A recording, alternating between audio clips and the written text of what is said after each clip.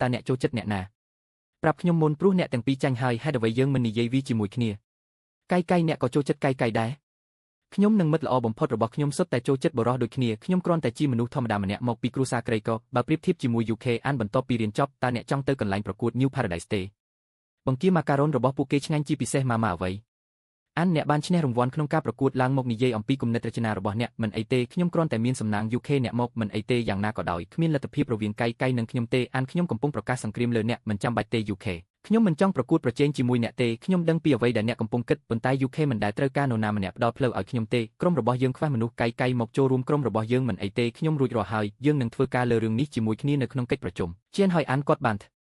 វើវាហើយអ្នកមិនចាំបាច់ធ្វើការលើវាទេតើវាអាចកើតឡើងដោយរបៀបណាតើយើងអាចទុកគាត់ឲ្យនៅម្នាក់ឯងដោយរបៀបណា